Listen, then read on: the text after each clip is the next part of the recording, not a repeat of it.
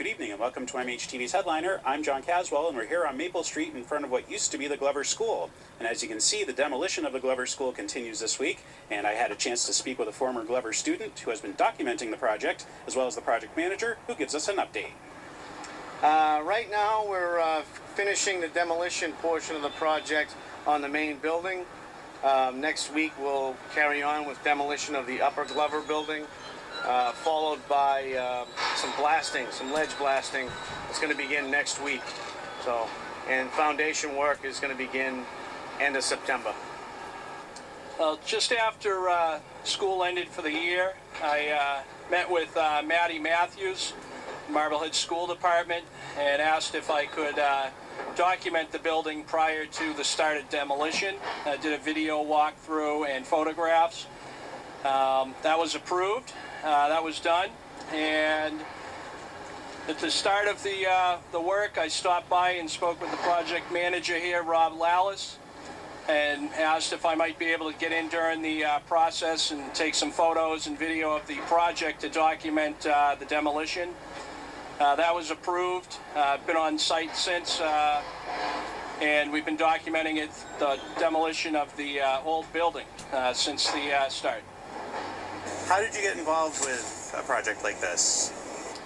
Several years ago, I became interested in the buildings that were being demolished across the North Shore. I thought it might be kind of a neat idea to document those buildings prior to their demolition, and maybe when I got into my 60s, write a book, go around, take some photographs at that time about what used to exist on the North Shore. And it didn't take you that long to come up with a book, actually.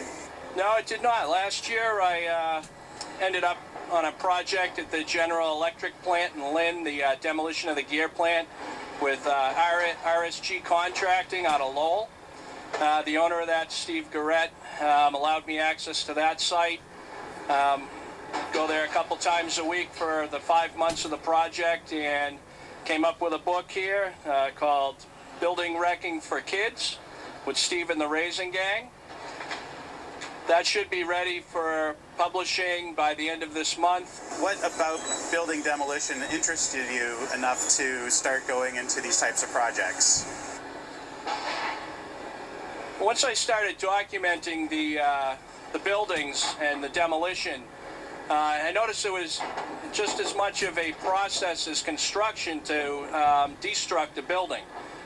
Many of the pieces of a building are pulled off into different piles and reclaimed and reused, sent to the scrapyard for reuse in other projects. So it became quite interesting, the process that goes into demolishing a building. So it became quite interesting to me.